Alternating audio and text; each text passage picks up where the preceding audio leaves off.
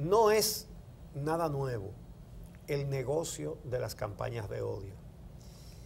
Todo el que tiene un proyecto de régimen totalitario se dedica a eso.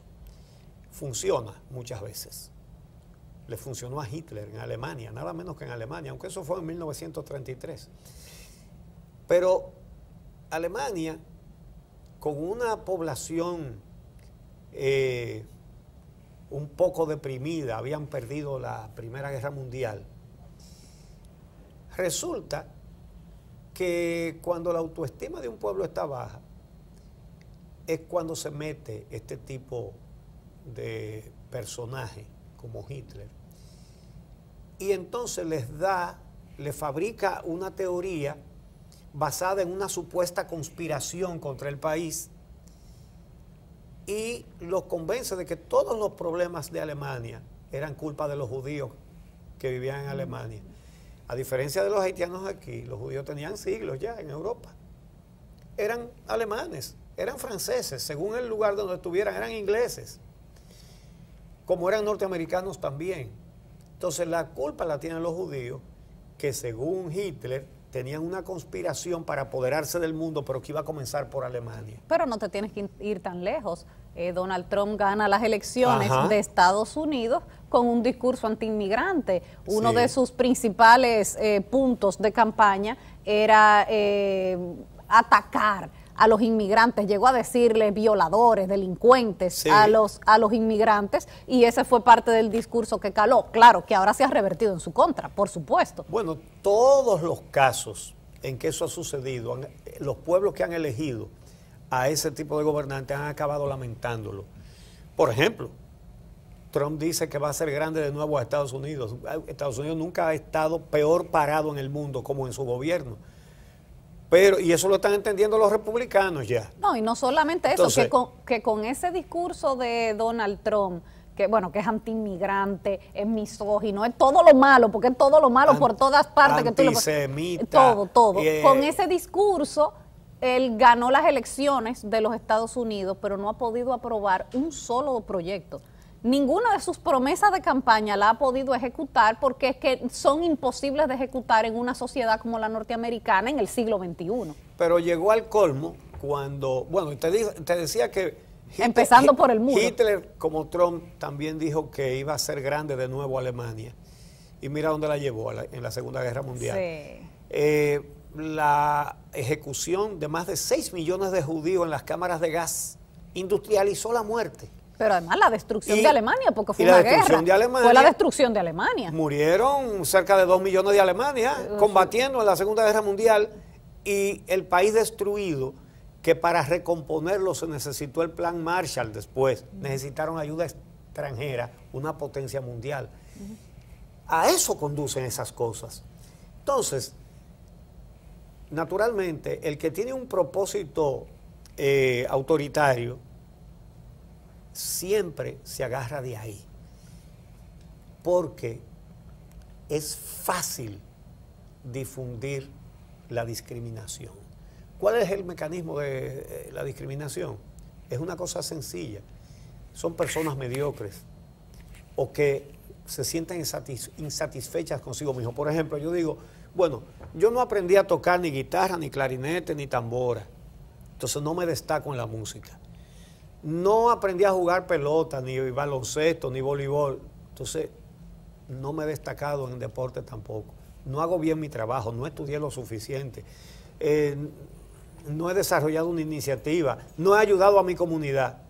Entonces, si yo digo, los negros no sirven, me estoy ascendiendo, pero no porque ascendí, sino porque estoy tratando de bajar a todos los demás. De minimizar a y que los demás piensen que millones de personas son peores que yo, que no he servido para nada nunca. Simplemente porque son de tal color, de tal raza, de tal nacionalidad, de tal religión o de cualquier otra condición. Desde que se generaliza, lo primero, la generalización es una estupidez. Usted decir, por ejemplo, los chinos son gordos o los argentinos son envidiosos. Pero señor, cada ser humano es diferente a todos los demás seres humanos. Y cuando usted dice, Entonces un taiwanés cometió un crimen horrendo en Nueva York. Los taiwaneses son criminales. Por Dios.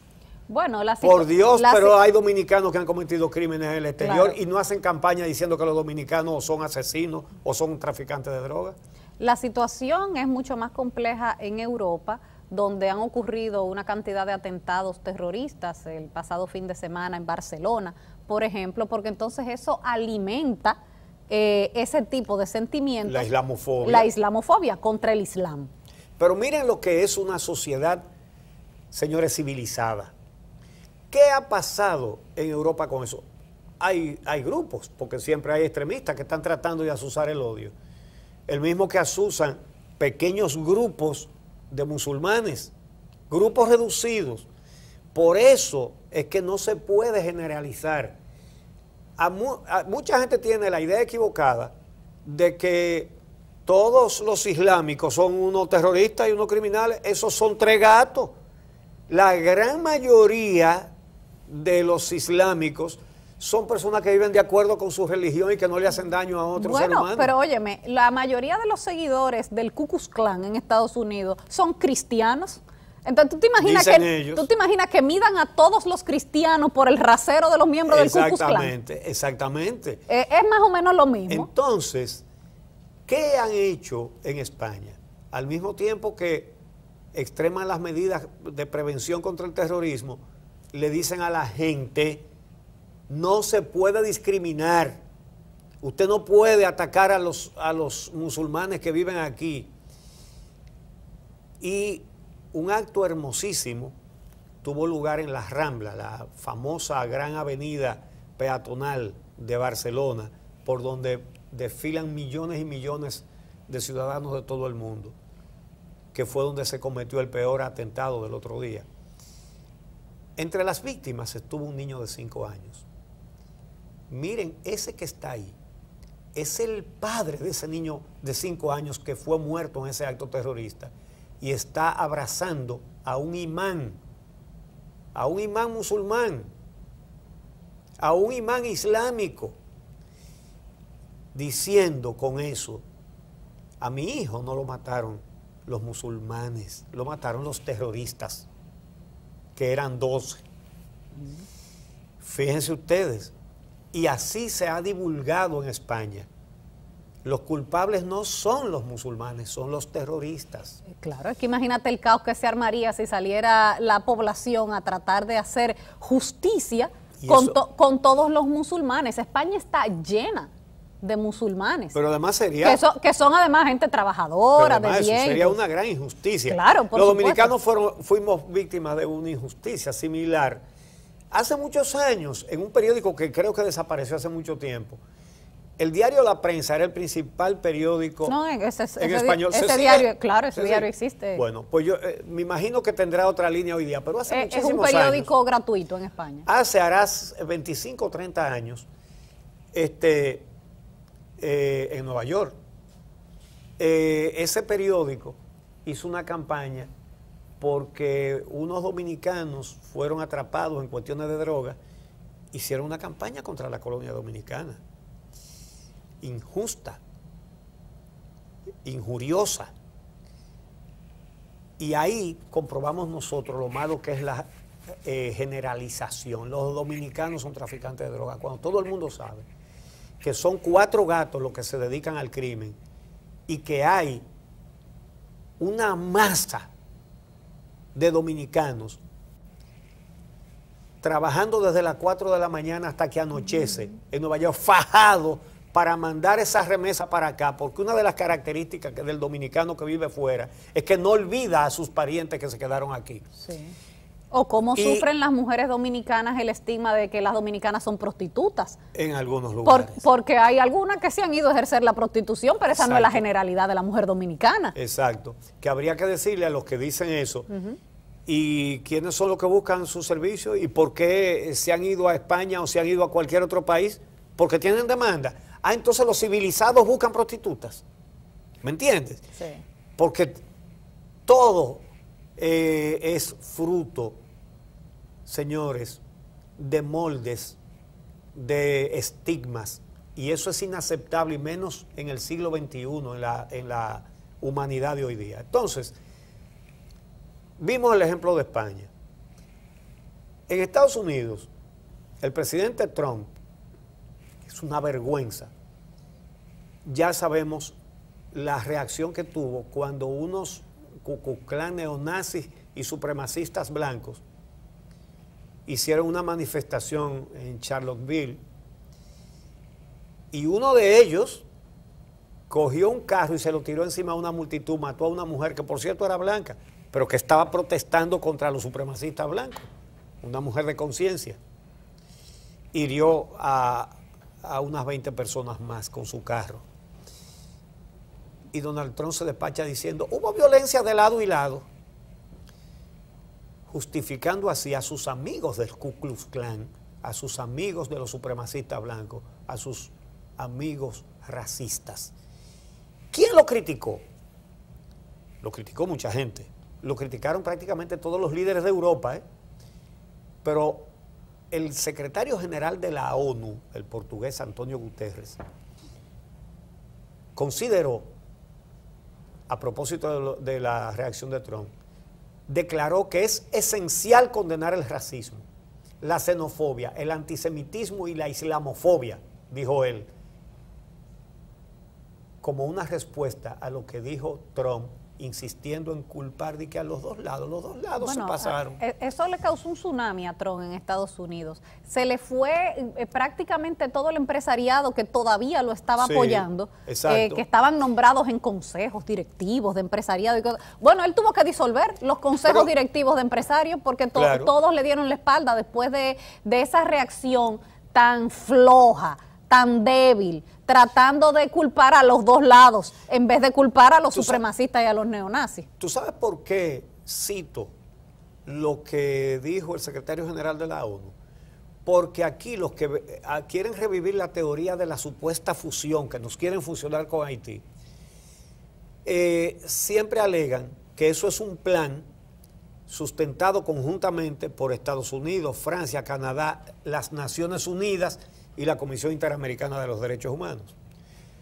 Pues miren ustedes a las Naciones Unidas respondiéndole a Trump, llamándole racista, prácticamente. Mira, pero para el que no lo sabe, la Comisión Interamericana de los Derechos Humanos y la Corte Interamericana de los Derechos Humanos tienen una página, usted puede ingresar y busque las condenas que le hace a los diferentes países año por año, están todas.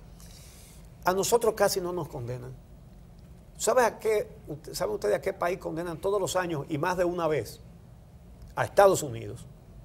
Entonces, pero nos vienen con una teoría, una conspiración, Estados Unidos, Naciones Unidas, Comisión de los Derechos Humanos, para que Haití se apodere de la República Dominicana. Justamente por este conflicto que hay en este momento en Estados Unidos, donde en varios estados han empezado a quitar los monumentos que tenían que ver con los confederados esclavistas en los Estados Unidos, que todavía eran símbolos y que quedaban monumentos, bueno, quedan todavía muchísimos monumentos en Estados Unidos, y que se ha empezado a exigir que retiren esos monumentos que sirven de héroes o de ídolos a esos movimientos neonazis y supremacistas blancos.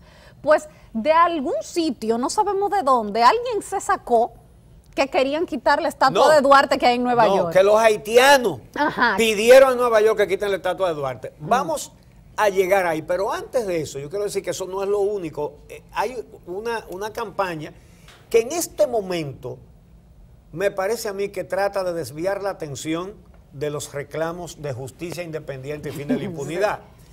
Entonces, ¿qué pasa?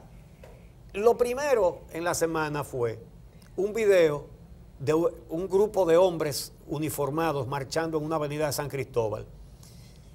Alguien tomó el video y hubo una histeria con eso, de que estaban diciendo una cosa en creol. ¿Y quiénes son esos tipos? Son policías de la Academia de Policía de Atillo. Dominicanos. Dominicanos. Sí. Entonces, porque además eran todos de piel oscura, entonces ya son haitianos. Y van voceando algo. ¿Quién no se ha topado con militares y con policías marchando por las calles y que siempre llevan unos gritos que es como para llevar el compás de los pasos y la respiración. Sí.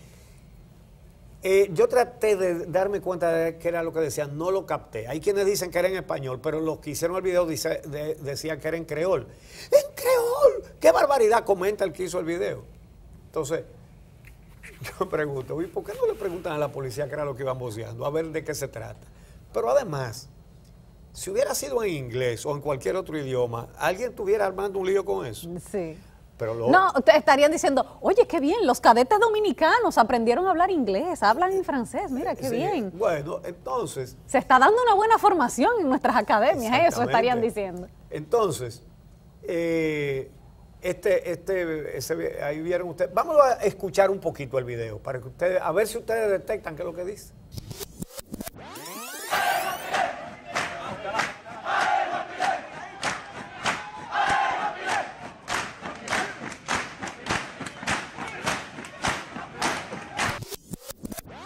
Bueno, pero esta semana también la Junta Central Electoral hizo un almuerzo con varios comunicadores. Tuve la oportunidad de estar ahí. Y el presidente de la Junta Central Electoral hizo a preguntas de periodistas de los que más tratan estos temas de los haitianos y se refirió a dos cosas.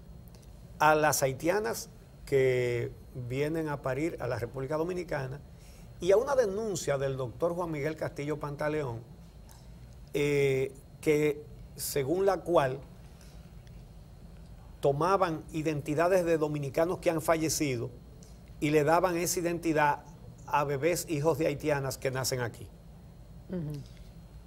El doctor Castaño Guzmán dijo también que el país no puede ser un paritorio donde vengan las haitianas, tantas haitianas a parir aquí. Eso se destacó muchísimo. Lo que nadie destacó fue que él dijo que la denuncia de Castillo Pantaleón era falsa, que ellos lo investigaron y que no era verdad, que se estaban usando identidades de dominicanos fallecidos para ponérselas a niños que parían las haitianas. Bueno, es verdad que muchas haitianas vienen a parir aquí y es un costo para el sistema hospitalario dominicano. Ahora bien, ¿por qué esas mujeres vienen aquí? Sencillamente, es decir, ¿cómo pueden venir? ¿Y cómo llegan? ¿Cómo creen ustedes?